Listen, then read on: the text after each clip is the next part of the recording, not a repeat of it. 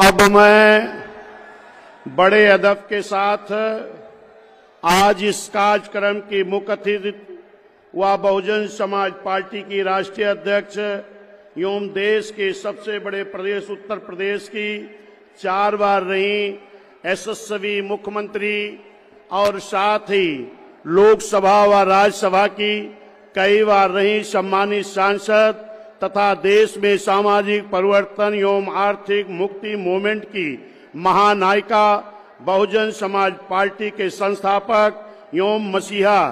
माननीय श्री कांशीराम जी की एकमात्र रही उत्तराधिकारी व आयरन लेडी परम आदरणीय बहन जी अब उनके सम्मान में अपने विचार व्यक्त करेंगी तथा पार्टी व मूवमेंट के हित में भी कुछ दिशा निर्देश देंगी। आदरणीय माननीय बहन जी। बाबा साहब अमर रहे, बाबा साहब अमर रहे, माननीय श्री कांशीराम साहब अमर रहे, माननीय श्री कांशीराम साहब अमर रहे। बहन कुमारी मायावती जी, बहन कुमारी मायावती जी, बहुजन समाज पार्टी, बहुजन समाज पार्टी जिंदाबाद। श्री आकाश आनंद जी जिंदाबाद, श्री आकाश आनंद जी जिंदाबाद। सर्व समाज के सम्मान में, सर्व समाज के सम्मान में, अपने महापुरुषों के सम्मान में बहन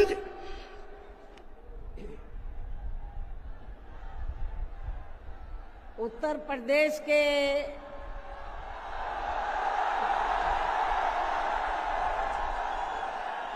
प्रदेश के कोने कोने से आए हुए पार्टी के सभी छोटे बड़े पदाधिकारी, जनप्रतिनिधि, नेता एवं कार्यकर्तागण, जैसा कि आप लोगों को ये विदित है कि आज बहुजन समाज पार्टी के जन्मदाता एवं संस्थापक मान्यवर श्री कांशीराम जी की 19वीं पुण्यतिथि है और आज के ही दिन उनका लंबी बीमारी के कारण देहांत हुआ था, जो अब हमारे बीच में नहीं रहे हैं। लेकिन बहुजन समाज के हित में इनका समर्पित रहा संपूर्ण जीवन हमारे लिए हमेशा यादगार व अमर रहेगा। ऐसे महान व्यक्तित्व को आज मेरे साथ साथ आप लोग भी अपार संख्या में, अर्थात लाखों लाखों की संख्या में यहाँ यूपी की राजधानी लखनऊ में बीएसपी की रही सरकार द्वारा इनके सम्मान में निर्मित किए गए भव्य व अति विशाल मान्यवर श्री कांशीराम जी स्मारक स्थल पर इनको अपने श्रद्धा सुमन अर्पित करने के लिए पहुंचे हैं। हालांकि आप लोगों को ये भी मालूम है कि इनके सम्मान में बनाए गए इस स्थल के कुछ हिस्सों की समय से मरम्मत नहीं होने की वजह से आप लोग भी पिछले कुछ समय से यहाँ इनकी प्रतिमा पर अपने पुष्प अर्पित नहीं कर पा रहे थे। लेकिन अब यहाँ मरम्मत का अधिकांश कार्य पूरा हो जाने के बाद इस बार मेरे साथ साथ आप लोग भी भीड़ के मामले में अपना पिछला खुद का सभी रिकॉर्ड तोड़ते हुए, भीड़ के मामले में अपना पिछला खुद का सभी रिकॉर्ड तोड़ते हुए यहाँ लाखों लाखों की संख्या में इस स्थल पर मान्यवर श्री कांशीराम जी को अपने श्रद्धा सुमन अर्पित करने के लिए पहुंचे हैं, जिसके लिए पार्टी आपकी बहुत बहुत आभारी है। साथ ही वर्तमान राज्य सरकार की भी बहुत बहुत आभारी है। और इसलिए आभारी है क्योंकि इस स्थल को देखने वाले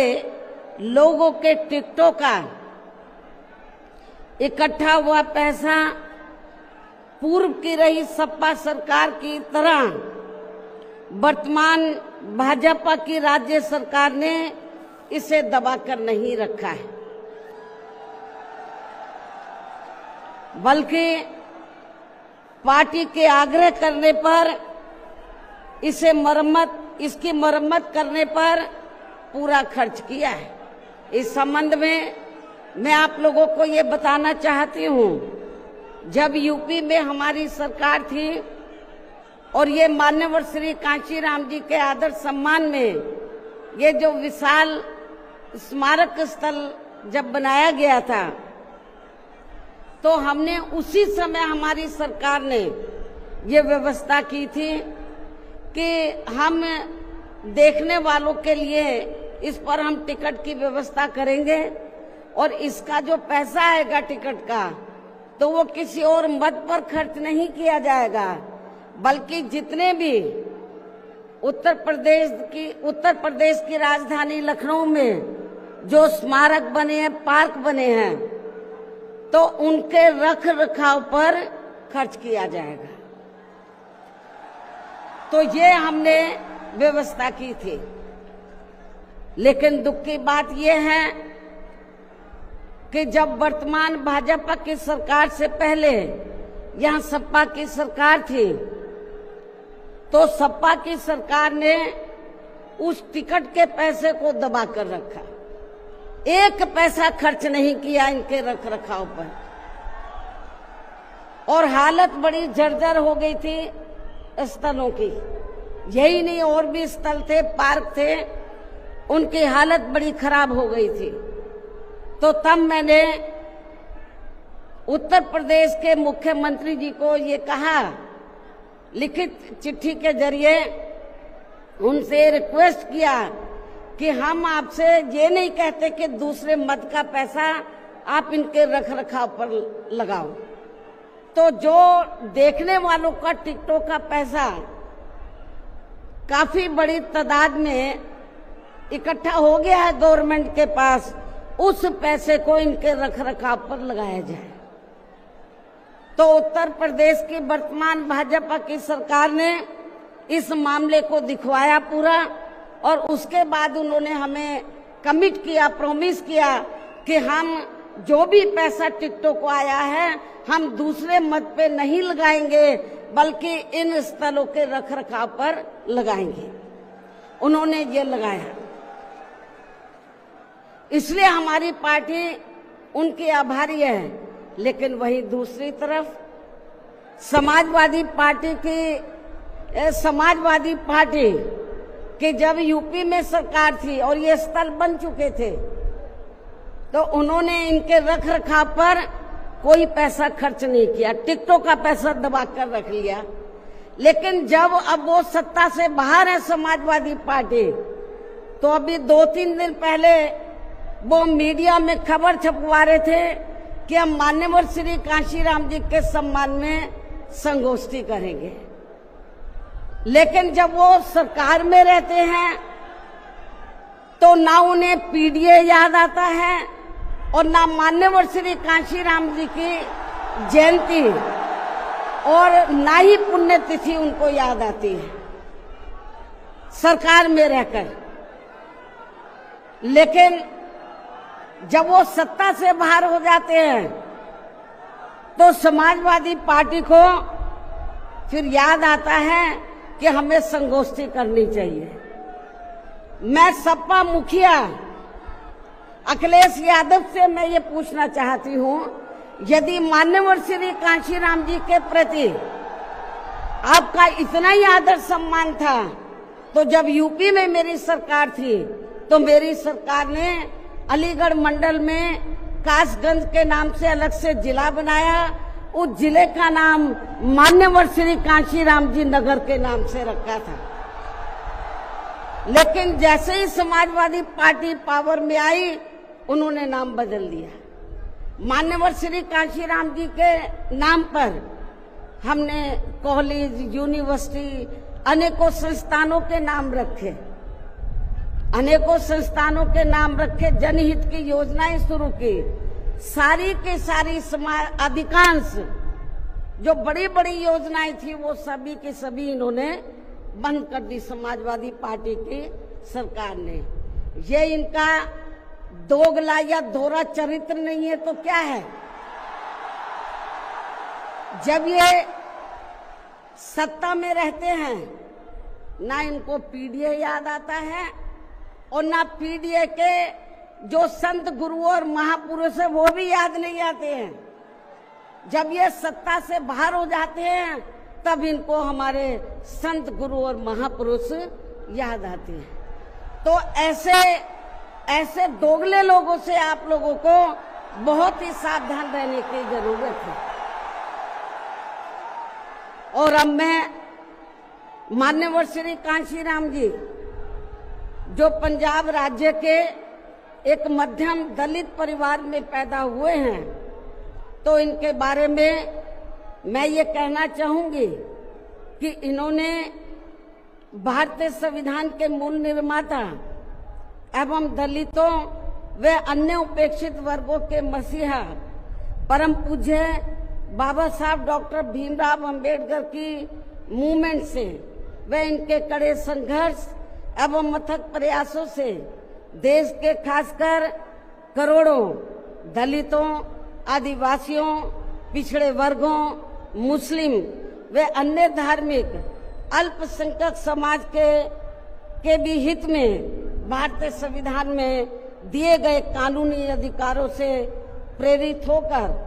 तथा उनके बताए हुए रास्तों पर चलकर फिर अपनी पूरी जिंदगी इनके अधूरे रहे कारवां को मंजिल तक पहुंचाने के लिए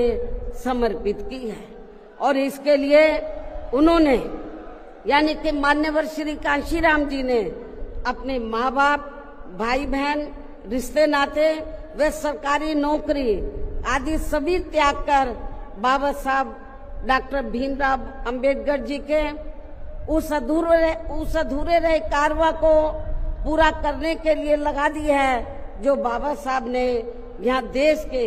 करोड़ों दलितों एवं अन्य उपेक्षित वर्गों के लोगों को ये कही थी कि मैंने, बाबा साहब ने क्या कहा था कि मैंने अपने कड़े संघर्ष एवं अथक प्रयासों से इन वर्गों के लोगों को भारतीय संविधान में इन्हें स्वाभिमान के साथ जिंदगी व्यतीत करने व खुद अपने पैरों पर खड़े होने के लिए कानूनी अधिकार तो जरूर दिला दिए हैं, लेकिन उनका सही से पूरा लाभ लेने के लिए इन सभी वर्गों के लोगों को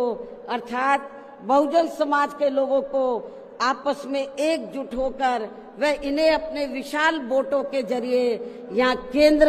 एवं राज्यों की भी राजनीतिक सत्ता की मास्टर चाबी खुद अपने हाथों में लेनी होगी। ये परम पूज्य बाबा साहब डॉक्टर अंबेडकर ने कहा था। तभी फिर इनका वास्तव में सही से विकास व उत्थान आदि हो सकता है और तभी फिर ये लोग स्वाभिमान के साथ अपनी पूरी जिंदगी व्यतीत कर सकते हैं, क्योंकि इस मामले में बाबा साहब डॉक्टर भीमराव अंबेडकर जी का ये कहना था कि देश में राजनीतिक सत्ता वह एक ऐसी मास्टर चाबी है जिसके जरिए इन वर्गों के लोग अपनी सभी समस्याओं का समाधान खुद कर सकते हैं। साथ ही ये लोग भी यहाँ अन्य वर्गों की तरह पूरे आत्मसम्मान व स्वाभिमान के साथ अपनी खुशहाल जिंदगी व्यतीत कर सकते हैं। और इसके लिए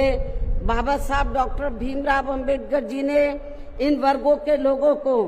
जो भी रास्ते दिखाए तो वे उनके जीते जी तो पूरे नहीं हो सके थे, जिन्हें फिर उनके देहांत के बाद उन रास्तों पर चलने व उनके इस अधूरे रहे कारवां को मंजिल तक पहुंचाने के लिए मान्यवर श्री कांशीराम जी ने अनेकों कष्ट झेलकर अपनी पूरी जिंदगी लगा दी है और वे अपने जीते जी इस मकसद में काफी हद तक कामयाब भी हुए हैं। और खासकर इन्होंने यहाँ आबादी के हिसाब से देश के सबसे बड़े प्रदेश उत्तर प्रदेश में अपनी पार्टी के नेतृत्व में कई बार सरकार बनाकर वे उत्तर प्रदेश सहित नजदीक के लगे राज्यों में भी पार्टी के कुछ सांसद व विधायक आदि भी जिताकर बाबा साहब के कारवां को काफी हद तक आगे बढ़ाया है। इतना ही नहीं बल्कि मान्यवर श्री कांशीराम जी के देहांत होने से पहले उनकी ये दिली तमन्ना थी कि जहां आबादी के हिसाब से देश के सबसे बड़े प्रदेश उत्तर प्रदेश में जहां दलितों एवं अन्य उपेक्षित वर्गों के लोगों की कुल मिलाकर आबादी काफी ज्यादा है, तो इन्हें यहाँ एकजुट होकर अकेले ही अपनी पार्टी की पूर्ण बहुमत की सरकार बनानी होगी। ये मान्यवर श्री कांशीराम जी की उनके देहांत होने से पहले ये दिली तमन्ना थी। तभी फिर इन वर्गों के लोग यहाँ हर मामले में व हर स्तर पर पूरे स्वाभिमान के साथ अपनी जिंदगी व्यतीत कर सकते हैं, जिनसे प्रेरित होकर फिर अन्य राज्यों में भी इन वर्गों के लोग खुद अपने पैरों पर खड़े हो सकते हैं। तभी फिर यहाँ बाबा साहब का काफी हद तक अधूरा रहा सपना जरूर साकार हो सकता है। लेकिन दुख की बात यह है कि मान्यवर श्री कांशीराम जी के जीते जीतो इनका ये सपना साकार नहीं हो सका था, जिसे फिर इनके देहांत के बाद सन 2007 में इनकी एकमात्र रही उत्तराधिकारी व पार्टी की राष्ट्रीय अध्यक्ष ने, अर्थात हमने यहाँ उत्तर प्रदेश में बहुजन समाज के साथ साथ समता मूलक समाज व्यवस्था में विश्वास रखने वाले उच्च वर्गों के लोगों को भी साथ में लेकर इसे पूरा भी किया है। और सन 2007 में देश के विशाल आबादी वाले यूपी स्टेट में पहली बार हमने यहाँ अपनी पार्टी के अकेले ही पूर्ण बहुमत की सरकार बनाई है। हालांकि पहले 3 बार हमने बनाई, वो मिली जुली सरकार थी, लेकिन चौथी बार हमने अकेले अपने बलबूते पर यूपी में पूर्ण बहुमत की सरकार बनाई है। जो यहाँ खासकर कांग्रेस, बीजेपी, सपा व अन्य जातिवादी पार्टियों को कतई भी अच्छा नहीं लगा है, जबकि इससे पहले केंद्र की रही भाजपा सरकार ने सत्ता का दुरुपयोग करके मेरे ऊपर व मेरे माँ बाप, भाई बहन एवं अन्य रिश्ते नातों आदि के ऊपर भी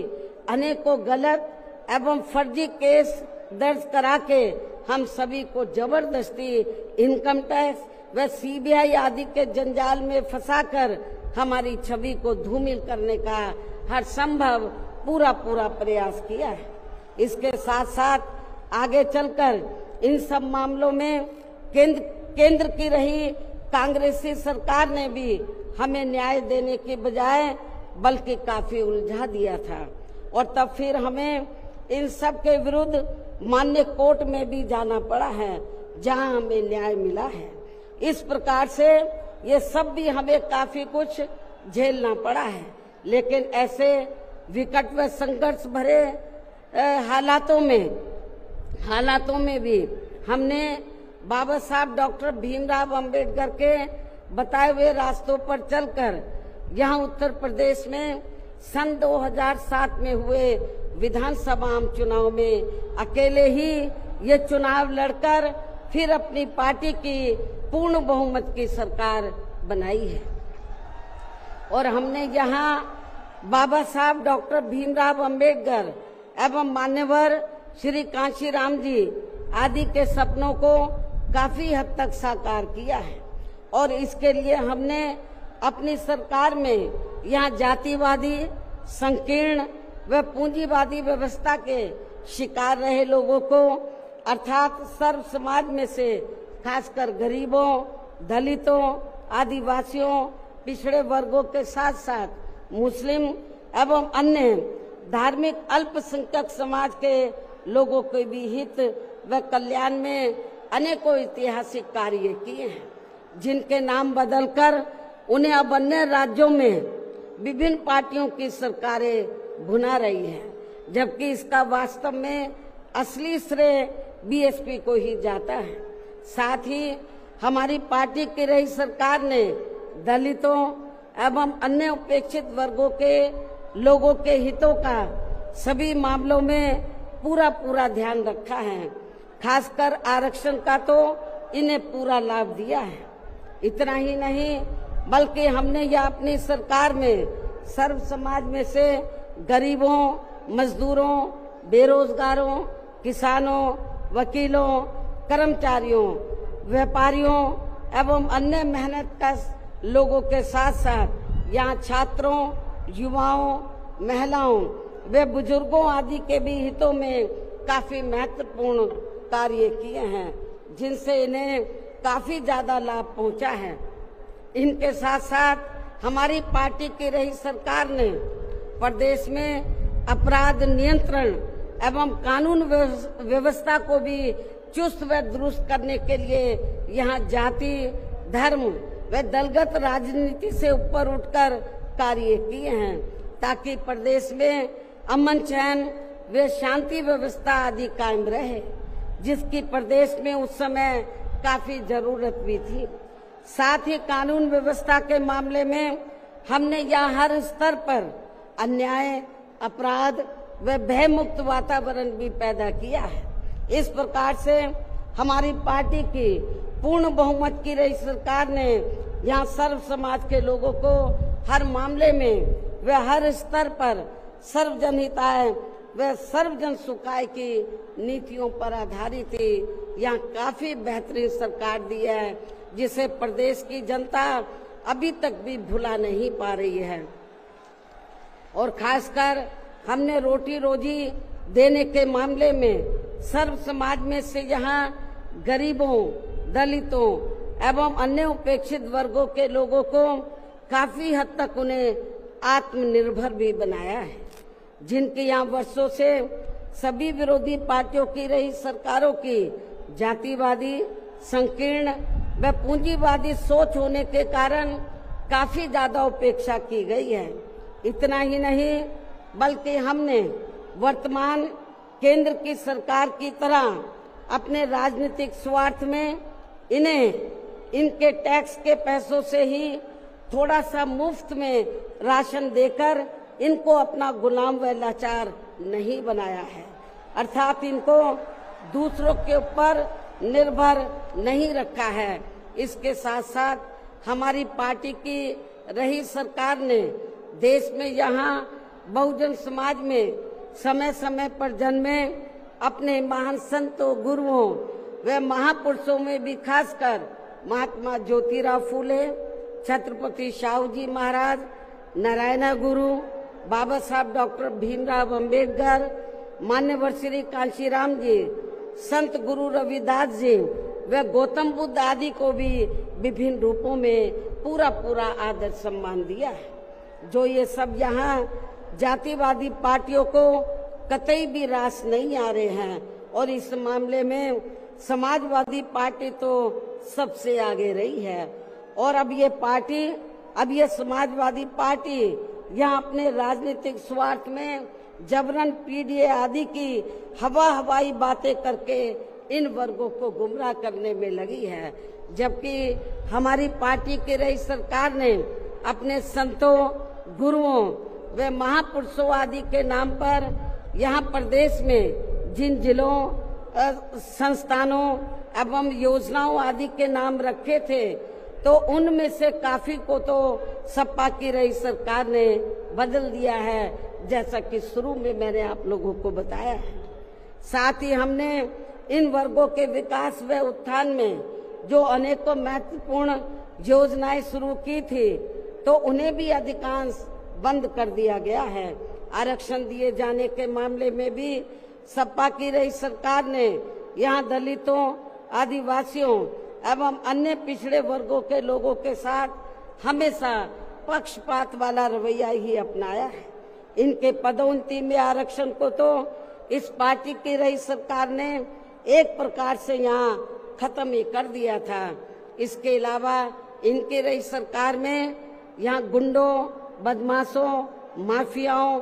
एवं अन्य अराजक तत्वों को ही ज्यादातर बढ़ावा दिया गया है, जिसकी वजह से यहाँ कानून व्यवस्था भी काफी बुरी तरह से चरमरा गई थी। और अब अधिकांश मामलों में लगभग यही स्थिति हमें यह वर्तमान बीजेपी की सरकार में भी देखने के लिए मिल रही है। जबकि आजादी के बाद, इनसे पहले यहाँ शुरू में काफी वर्षों तक कांग्रेस पार्टी के रहे शासनकाल में तो इन वर्गों का हर स्तर पर काफी ज्यादा शोषण व उत्पीड़न आदि हुआ है। एक प्रकार से कुल मिलाकर यहाँ यूपी में कांग्रेस पार्टी का भी ज्यादातर जातिवादी, संकीर्ण व पूंजीवादी सोच के आधार पर ही शासन चलता रहा है। और सन 1975 में देश में लगी इमरजेंसी में तो कांग्रेस पार्टी की रही सरकार ने यहाँ बाबा साहब के संविधान को भी काफी हद तक प्रभावहीन ही बना दिया था, जिसकी आड़ में अब इस पार्टी के लोग आए दिन किस्म किस्म की नाटकबाजी करते रहते हैं। संविधान को हाथ में लेकर किस्म किस्म की नाटकबाजी करते रहते हैं। इसके साथ साथ कांग्रेस पार्टी ने हर प्रकार के हथकंडे इस्तेमाल करके बाबा साहब डॉक्टर भीमराव अंबेडकर को संसद में भी चुनकर नहीं जाने दिया था। इसके अलावा केंद्र में इसी कांग्रेस पार्टी की रही सरकार ने भारतीय संविधान के मूल निर्माता एवं उपेक्षित वर्गों के मसीहा परम पूज्य बाबा साहब डॉक्टर भीमराव अंबेडकर को भारत रत्न की उपाधि से भी सम्मानित नहीं किया था। इसके बाद फिर इनकी मूवमेंट को आगे गति देने वाले मान्यवर श्री कांशीराम जी को भी उनके देहांत के बाद केंद्र में रही इसी कांग्रेस पार्टी की सरकार ने इनके सम्मान में एक दिन के लिए भी राष्ट्रीय शोक घोषित नहीं किया था। इसी प्रकार समाजवादी पार्टी की भी सरकार ने एक दिन के लिए भी राष्ट्रीय शोक घोषित नहीं किया था। साथ ही इन्होंने देश में पिछड़े वर्गों की आरक्षण संबंधी मंडल कमीशन की रिपोर्ट को भी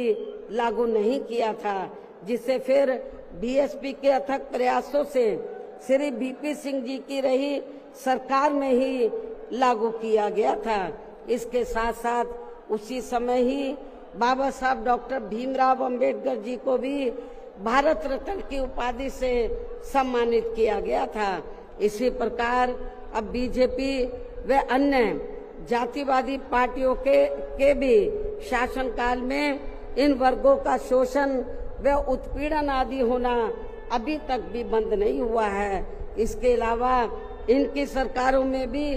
जनता को लुभाने के लिए आए दिन घोषणाएं, शिलान्यास व उद्घाटन आदि तो काफी किए जाते हैं, लेकिन इनसे भी जनता को कोई खास लाभ मिलने वाला नहीं है, क्योंकि ये कागजी व हवाई ज्यादा और जमीनी हकीकत में बहुत कम होते हैं। ऐसी स्थिति में आप लोगों को पूरे देश में सर्वजन हिताय व सर्वजन सुखाय की नीतियों पर आधारित ही अपनी पार्टी को ही हर मामले में मजबूत बनाकर इसे केंद्र एवं राज्यों की भी सत्ता में लाना बहुत जरूरी है। और अब पार्टी के लोगों को यहाँ उत्तर प्रदेश सहित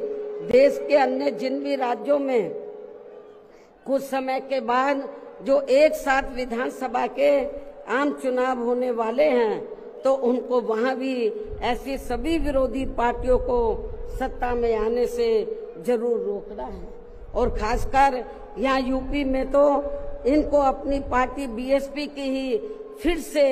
अकेले पूर्ण बहुमत की सरकार बनाना बहुत जरूरी है, जिसे यहाँ कांग्रेस, बीजेपी सपा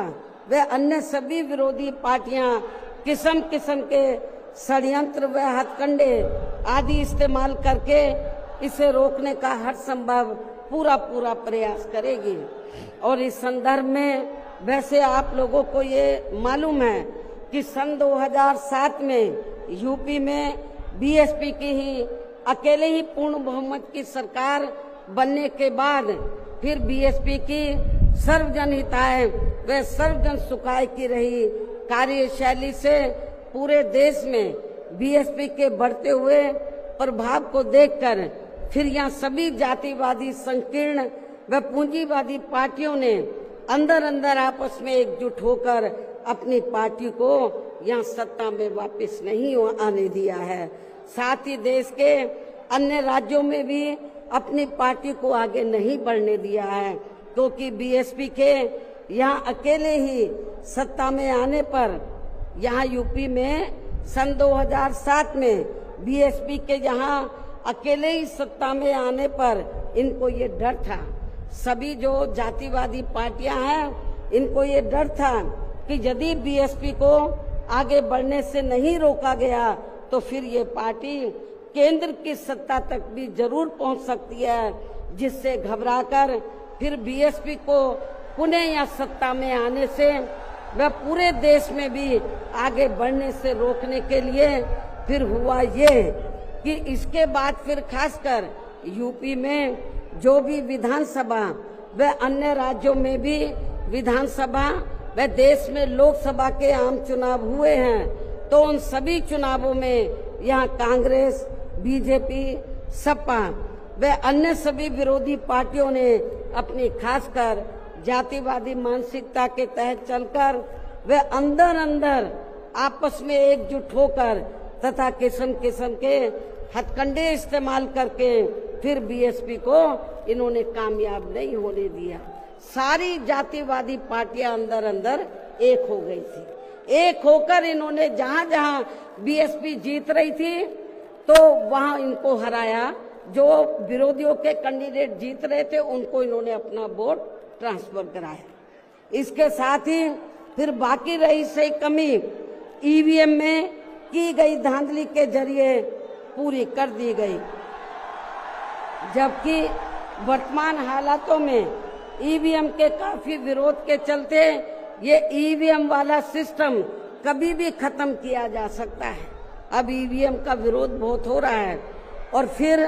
पुनः यहाँ बैलेट पेपर वाला सिस्टम लागू हो सकता है, इसकी भी काफी संभावना है। ऐसे में अब हर स्तर पर हमेशा अपनी पार्टी को मजबूत बनाते रहना बहुत जरूरी है। इसके साथ ही सावधानी के तौर पर यहाँ मैं ये भी कहना चाहूंगी कि अब तो पूरे देश में विरोधी पार्टियों ने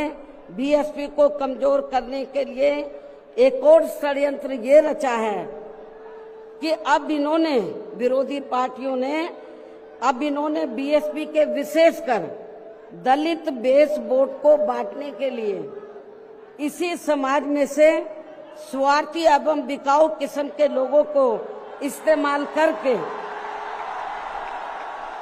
वे उनके जरिए अनेकों पार्टियां व संगठन आदि भी काफी बनवा दिए हैं, जिनसे ये जातिवादी पार्टियां चुनाव में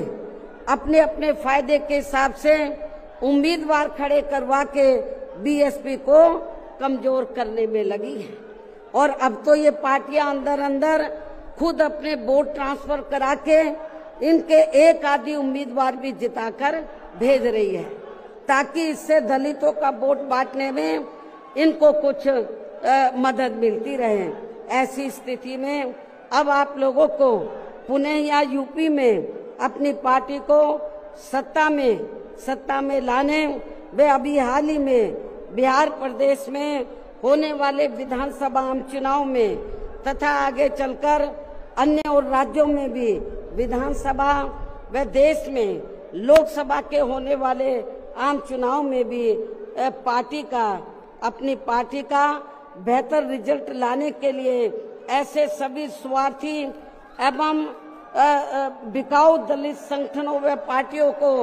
अपने यार दोस्त, जात बरादरी व रिश्ते नाते आदि के चक्कर में भी पड़कर अब इनको अपना एक भी वोट देकर खराब नहीं करना है,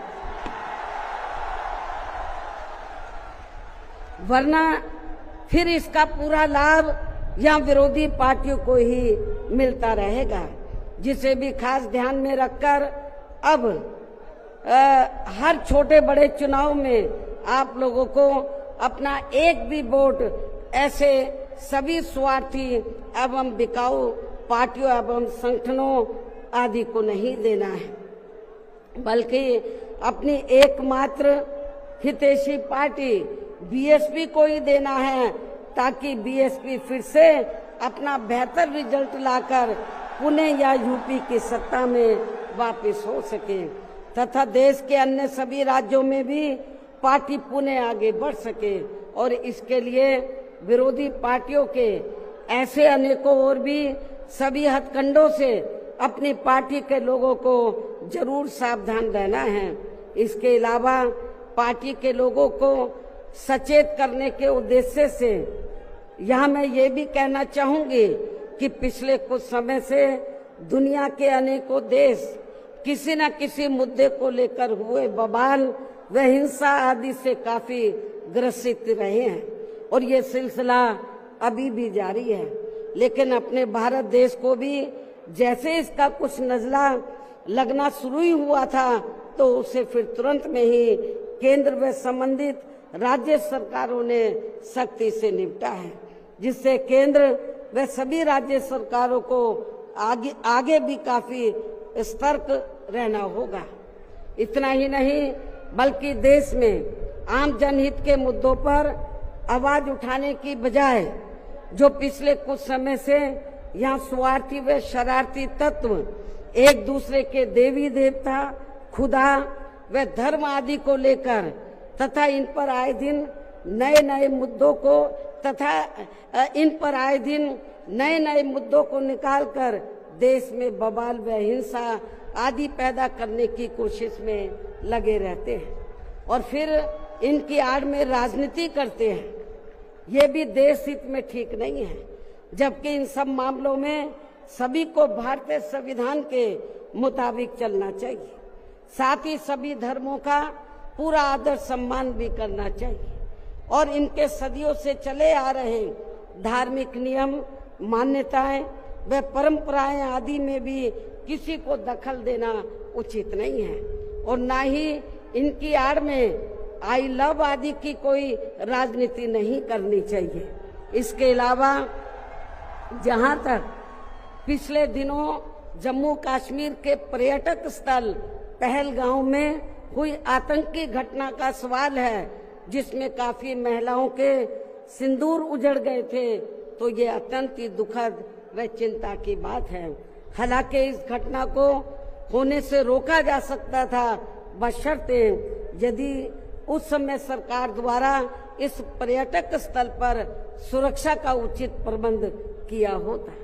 जो नहीं किया गया था। साथ ही हमारी विदेश नीति भी हमेशा देश व जनहित में ही होनी चाहिए और इस मामले में अभी हाल ही में अमेरिका द्वारा लगाए गए भारी टैरिफ से भी केंद्र सरकार को काफी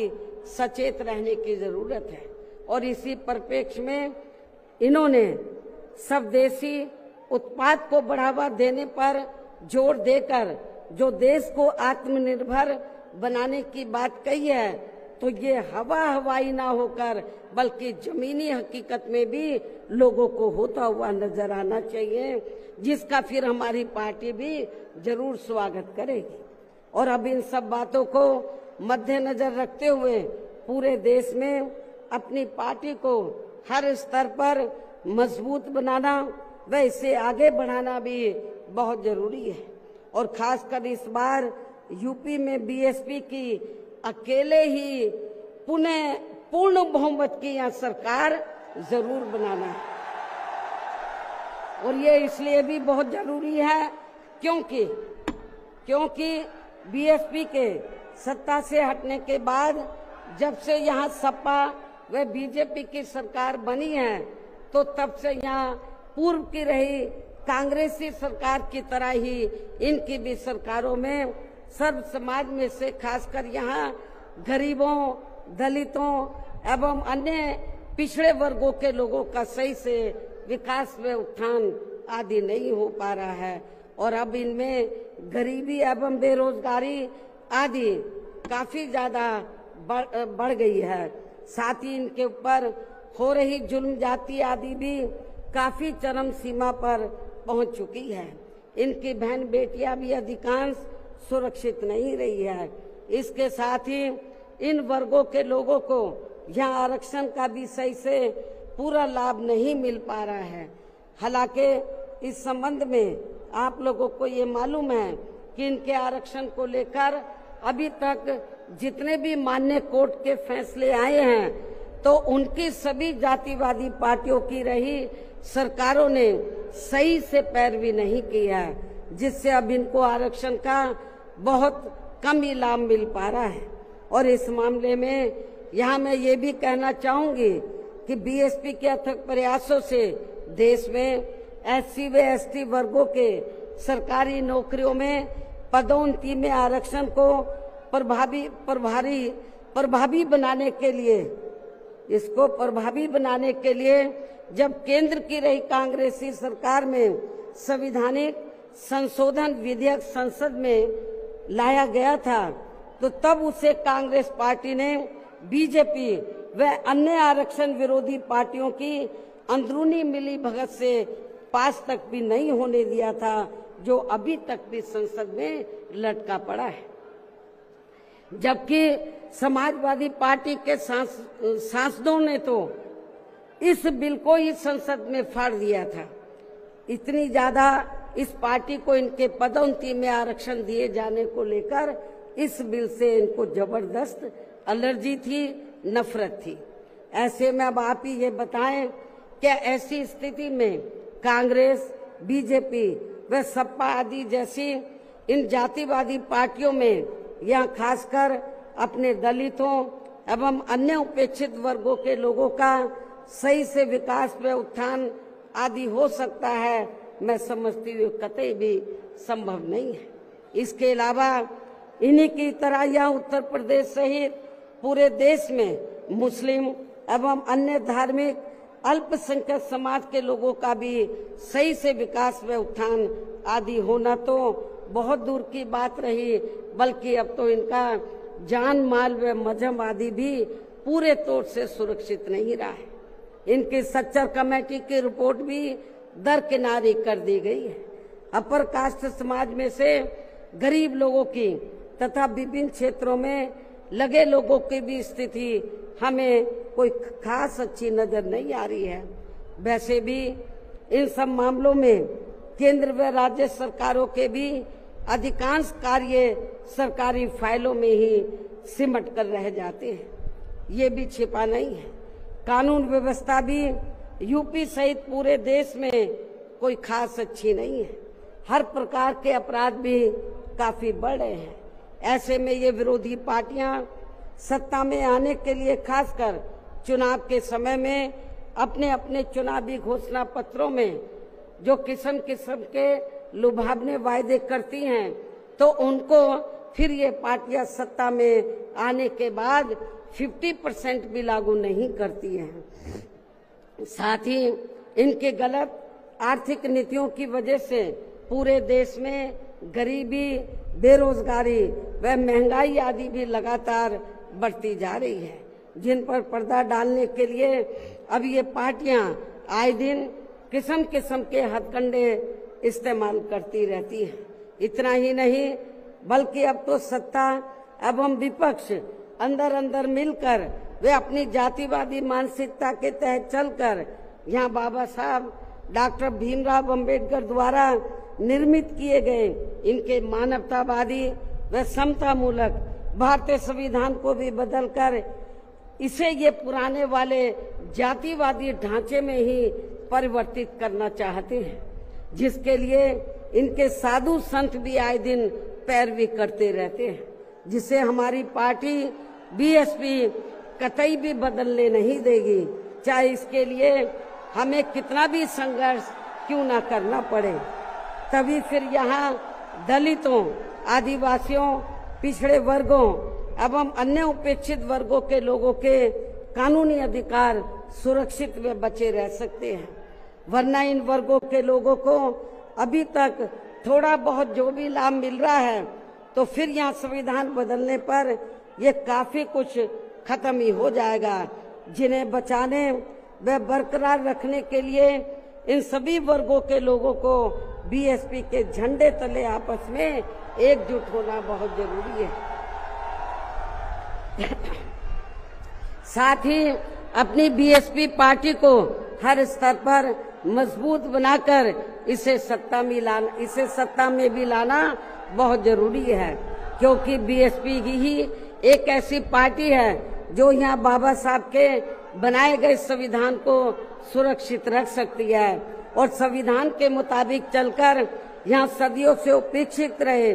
दलित एवं अन्य उपेक्षित वर्गों के लोगों को अपने पैरों पर खड़ा कर सकती है। और ये सब आप लोगों ने यूपी में अपनी पार्टी की 4 बार रही सरकार के दौरान होते हुए देखा है। ऐसे में अब यूपी में बीएसपी को ही फिर से सत्ता में लाकर यहाँ की जनता को हर मामले में खुशहाल बनाना होगा, जिसके लिए पार्टी के लोगों को सन 2007 में हुए विधानसभा चुनाव की तरह ही इस बार भी यहाँ पूरे प्रदेश में प्रत्येक पोलिंग बूथ स्तर पर अब इसके लिए करना क्या आप लोगों को, जिसके लिए पार्टी के लोगों को सन 2007 में हुए विधानसभा चुनाव की तरह ही इस बार भी यहाँ पूरे प्रदेश में प्रत्येक पोलिंग बूथ स्तर पर सर्व समाज को व विशेषकर बहुजन समाज के लोगों को उनकी छोटी छोटी बैठकों के जरिए उन्हें बीएसपी की सर्वजन हिताय व सर्वजन सुखाय की नीतियों एवं सिद्धांतों आदि से जोड़ना है और इस दौरान इन्हें बीएसपी के बेहतरीन रहे शासन काल की उपलब्धियों के बारे में बताना है। साथ ही उन्हें विरोधी पार्टियों के किस्म किस्म के हथकंडों से सावधान रहने के बारे में भी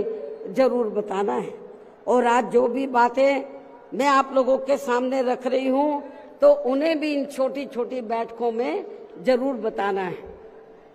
और यदि पार्टी के लोग मेरी इन सब बातों पर सही से अमल कर लेते हैं तो फिर इस बार अपनी पार्टी के हाथों में यहाँ सत्ता जरूर आ जाएगी। इसके अलावा जहाँ तक अपनी पार्टी के लिए अकेले चुनाव लड़ने का सवाल है, आप लोग ध्यान से सुने मेरी बात। इसके अलावा जहाँ तक अपनी पार्टी के लिए अकेले चुनाव लड़ने का सवाल है तो इसके बारे में भी यहाँ मैं अपनी पार्टी के अब तक के रहे अनुभवों को ध्यान में रखकर ये बताना जरूरी समझती हूँ कि देश के अन्य प्रदेशों की तरह खासकर यहाँ यूपी में जब भी हमारी पार्टी ने विधानसभा का आम चुनाव गठबंधन करके लड़ा है तो तब फिर हमारी पार्टी को कोई विशेष लाभ नहीं हुआ है, क्योंकि हमारी पार्टी का जो वोट है, हमारी पार्टी का वोट तो गठबंधन वाली पार्टी को एक तरफा ट्रांसफर हो जाता है, लेकिन उनका जातिवादी मानसिकता की वजह से विशेषकर अपर कास्ट समाज का वोट बीएसपी के उम्मीदवारों को ट्रांसफर नहीं हो पाता है। और वास्तव में यही सही और हकीकत भी है, जिससे फिर हमारी पार्टी के उम्मीदवार भी बहुत कम जीत पाते हैं तथा पार्टी का वोट प्रतिशत भी काफी कम हो जाता है। इसके साथ ही गठबंधन की सरकार बनने पर अपनी पार्टी के नेतृत्व में बनी ये सरकार समय से पहले ही गिर जाती है।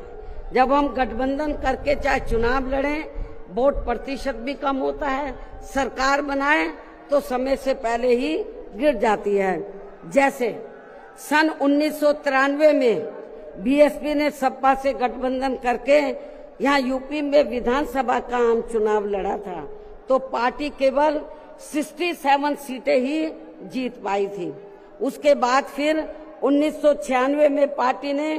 कांग्रेस पार्टी से गठबंधन करके यहाँ विधानसभा का आम चुनाव लड़ा था, तो तब फिर पार्टी केवल 67 सीटें ही जीत पाई थी। पहले भी 67, उसके बाद में भी 67। और जब सन 2002 में पार्टी ने यूपी विधानसभा का आम चुनाव अकेले लड़ा था, तो तब पार्टी लगभग 100 सीटें जीत गई थी सन 2002 में, जिसमें पार्टी के 2 जीते हुए आजाद उम्मीदवार भी शामिल हैं, जिनको किन्हीं कारणवश सिंबल समय से नहीं मिल पाया था। और फिर इससे पार्टी के लोगों का काफी मनोबल भी बढ़ा था। लेकिन यहाँ खास ध्यान देने की बात यह है कि पार्टी इन तीनों बार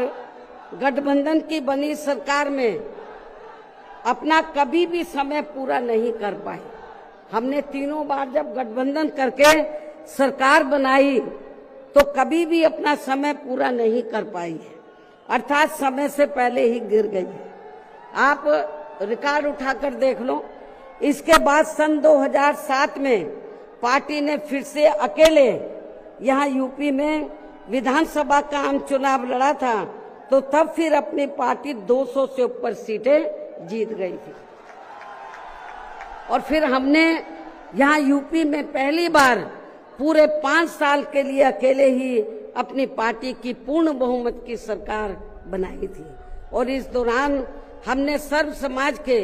हित में काफी ऐतिहासिक कार्य किए थे। ऐसे में पार्टी द्वारा गठबंधन करके चुनाव लड़ने से या फिर गठबंधन की सरकार बनाने से भी यहाँ सर्व समाज में से खासकर गरीबों एवं बहुजन समाज के लोगों का सही से विकास व उत्थान आदि नहीं हो सकता है। इसलिए इस बार यहाँ यूपी विधानसभा के होने वाले आम चुनाव में अब तक के रहे अनुभवों के मुताबिक हमारी पार्टी ने सन 2007 की तरह ही अकेले ये चुनाव लड़ने का फैसला लिया है। वैसे मुझे ये पूरा भरोसा है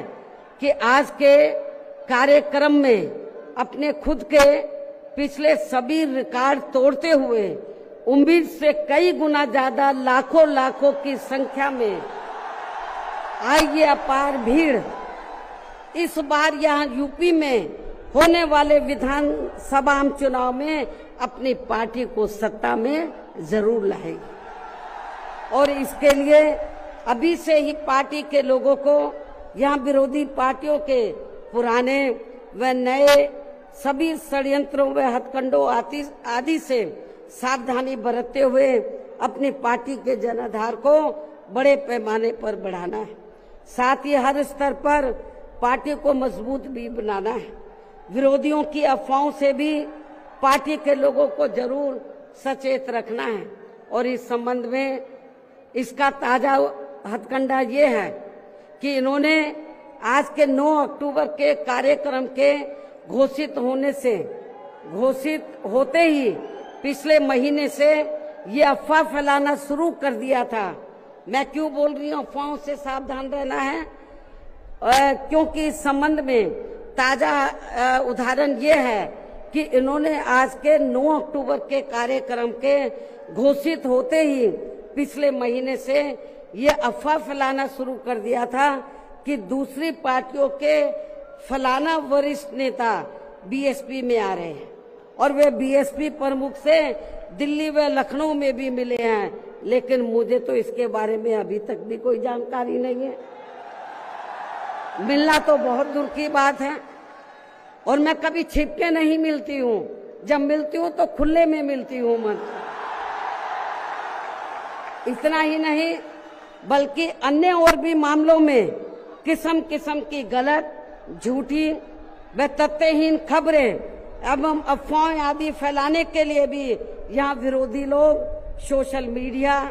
जातिवादी मानसिकता वाले टीवी चैनल एवं प्रिंट मीडिया आदि का भी काफी दुरुपयोग व गलत इस्तेमाल कर सकते हैं। जबकि विरोधी लोग सन 2007 में भी ऐसी अफवाहें फैलाते रहे हैं, लेकिन उस समय हमारे लोगों के गुमराह ना होने की वजह से फिर अपनी पार्टी की यहाँ अकेले ही पूर्ण बहुमत की सरकार बन गई थी। और यदि पार्टी के लोग इस बार भी चुनाव में वोट पड़ने तक या किसी भी मामले में गुमराह नहीं होते हैं तो फिर इस बार हमारी पार्टी की पुनः या पूर्ण बहुमत की सरकार जरूर बन जाएगी। वैसे मुझे पूरी उम्मीद है कि पार्टी के लोग मेरी इन सब बातों पर सही से अमल करके इस बार अपनी पार्टी बीएसपी को ही अकेले यहाँ सत्ता में जरूर लाएंगे और अपनी बहन जी को 5वीं बार यूपी का मुख्यमंत्री भी जरूर बनाएंगे।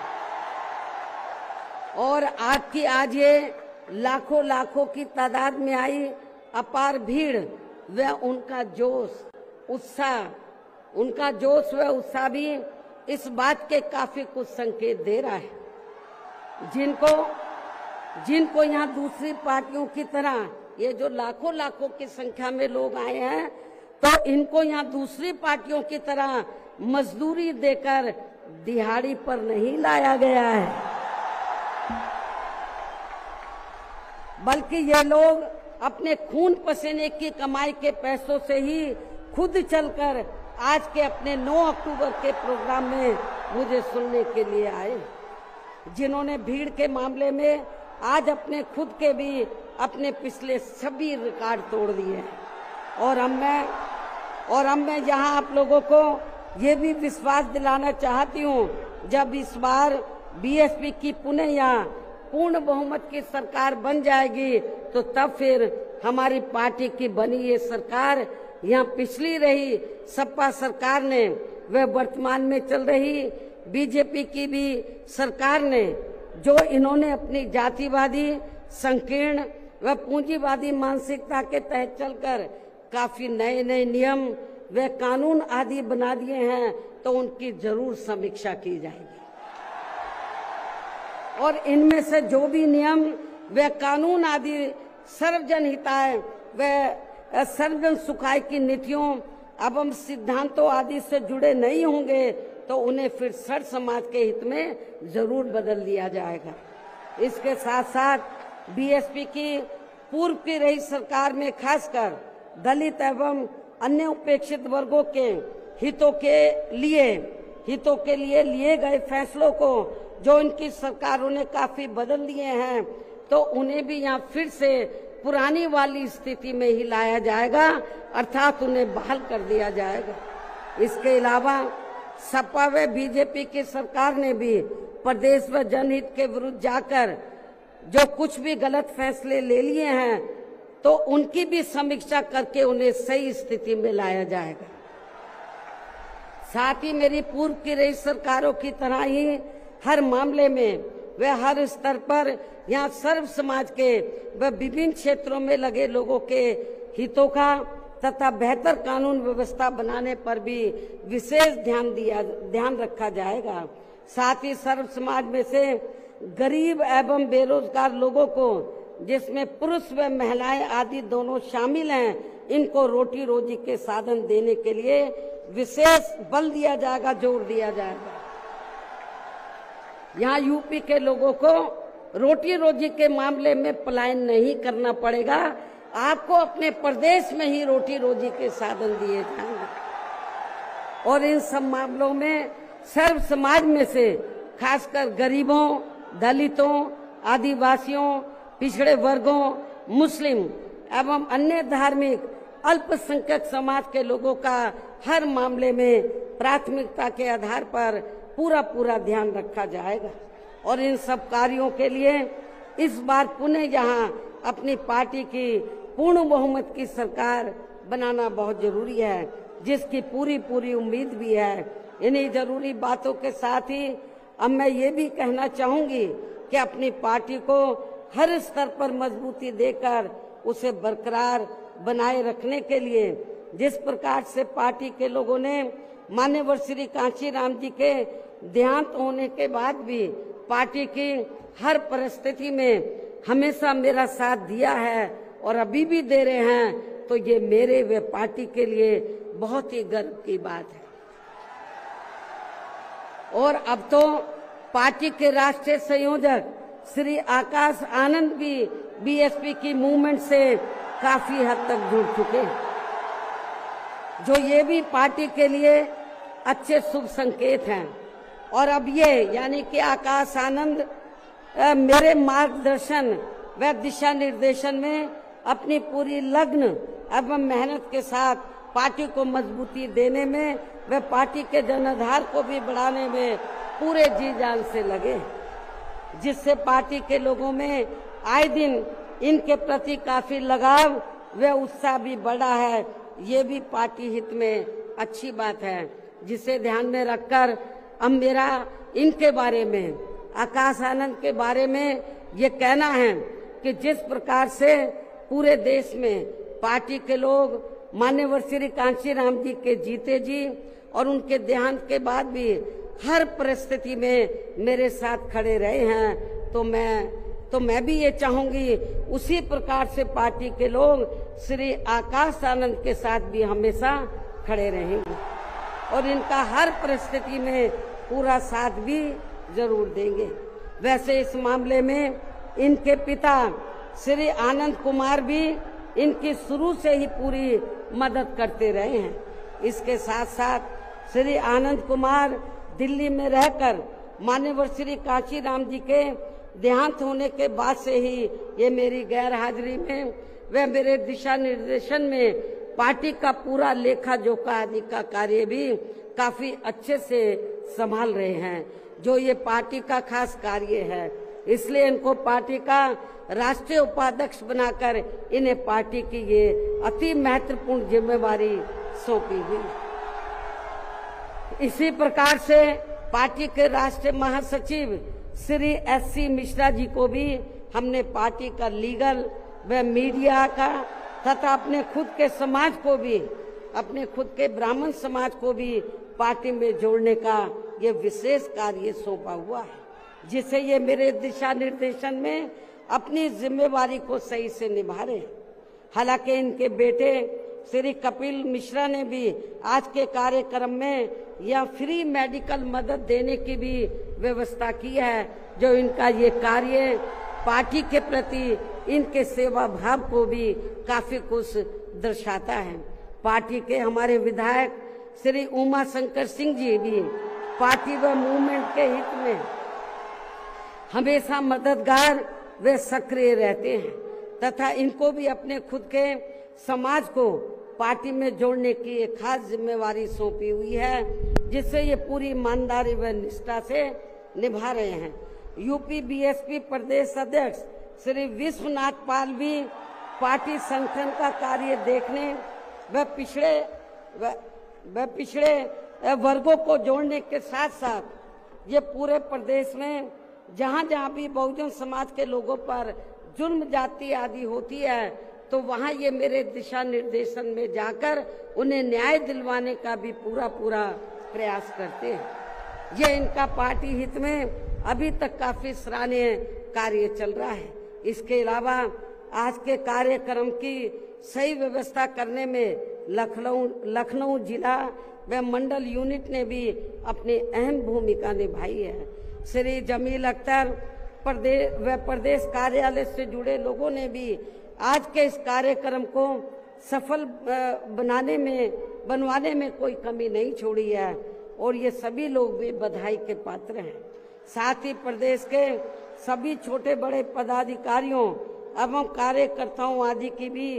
कड़ी मेहनत, मेन कमाल आप लोगों का है, जिनको मेन कमाल आप लोगों का है। साथ ही प्रदेश के सभी छोटे बड़े पदाधिकारियों एवं कार्यकर्ताओं आदि की भी कड़ी मेहनत व उनके अथक प्रयासों से आज माननीय श्री कांशीराम जी की पुण्यतिथि के कार्यक्रम में पूरे उत्तर प्रदेश के कोने कोने से लाखों की संख्या में पार्टी के जो लोग इनको अपने श्रद्धा सुमन अर्पित करने तथा मुझे भी सुनने के लिए यहाँ आए हैं। साथ ही आपके पड़ोसी राज्य उत्तराखंड स्टेट से भी पार्टी के कुछ लोग आपके यहाँ इस कार्यक्रम से काफी कुछ सीखने के लिए आए हुए हैं। तो उन सभी का भी मैं दिल से धन्यवाद अदा करती हूँ। हालांकि हमने कोई बाहर के लोगों को इधर नहीं बुलाया है, वो चोरी चोरी से अपने आप ही आ गए पूरे देश से और छिपकर कहीं बैठे हुए हैं कि बहन जी कहीं नाराज ना हो जाए। लेकिन मैं नाराज नहीं हो रही, आप लोगों ने आप आ भी गए हैं, आपका भी मैं थैंक्स अदा करती हूँ। लेकिन अब आप लोगों को अपने राज्यों में जाकर यहाँ जो कुछ मैंने बोला है उन सब बातों पर अमल करते हुए तो आप लोगों को पार्टी के जनाधार को आगे बढ़ाना है। तो जिन्होंने बहुत, क्योंकि जो भी लोग हैं तो बहुत कुछ यहाँ सीखने के लिए आए हैं। वो किस लिए आए हैं? वर्कर है थोड़े से बेचारे, थोड़े थोड़े, कि जब बहन जी हमारे स्टेट में आएगी तो हम लोग भी यूपी से पीछे नहीं रहेंगे, हम लोग भी बड़ा प्रोग्राम करके दिखाएंगे। तो जिन्होंने पूर्व की तरह ही, यानी कि पूरे यूपी से जो बड़ी तादाद में लोग आए हैं, तो इनको मैंने जैसे आपको बताया, दूसरी पार्टियों की तरह हम लोग दिहाड़ी पे नहीं लाए हैं, मजदूरी पे। ये लोग अपने खुद के पैसों से चलकर यहाँ लाखों लाखों की संख्या में पहुंचकर वे भीड़ लाने के मामले में भी अपने खुद के ही पिछले सभी रिकॉर्ड तोड़ते हुए इस बार मान्यवर श्री कांशीराम जी के पुण्यतिथि के कार्यक्रम को ऐतिहासिक व जबरदस्त कामयाब बनाया है। साथ ही देश के अन्य सभी राज्यों में भी आज मान्यवर श्री कांशीराम जी की पुण्यतिथि के विभिन्न स्तर पर किए गए कार्यक्रम भी काफी कामयाब रहे हैं। उनकी भी पार्टी बहुत बहुत आभारी है। अंत में अब मैं पार्टी के लोगों को ये भी भरोसा दिलाना चाहती हूँ, इस बार यूपी में बीएसपी की 5वीं बार सरकार बनाने के लिए आप सभी लोगों के साथ साथ मैं भी हर स्तर पर अपनी पूरी ताकत लगा दूंगी, कोई कभी छोड़ूंगी नहीं। और इसके लिए इस बार मैं कोई कमी छोड़ूंगी नहीं, ये मेरा आज पार्टी के लोगों को वायदा भी है। और अब मैं पुनः अपनी तरफ से व उत्तर प्रदेश सहित पूरे देश में पार्टी के सभी लोगों की तरफ से भी मान्यवर श्री कांशीराम जी को आज उनकी 19वीं पुण्यतिथि के मौके पर पूरे तहे दिल से अपने श्रद्धा सुमन अर्पित करते हुए अपनी बात यहीं समाप्त करती हूँ। धन्यवाद। जय भीम व जय भारत। 9 अक्टूबर पुण्यतिथि बाबा साहब अमर रहे, श्रद्धा श्री कांशीराम साहब अमर रहे, बहन कुमारी मावती जी, बहन कुमारी मावती जी, बहुजन समाज पार्टी जिंदाबाद, बहुजन समाज पार्टी जिंदाबाद, श्री आकाशानंद जी जिंदाबाद, श्री आकाशानंद जी जिंदाबाद। सर्व समाज के सम्मान में, सर्व समाज के सम्मान में, अपने महापुरुषों के सम्मान में, फूल अर्पित करते अपने महापुरुषों के सम्मान में बेटियां संघर्ष करो, श्री राम जी बेटियां संघर्ष करो। श्रद्धांजलि हम देने आए हैं, करते हैं तुम बाबा साहब अमर रहे।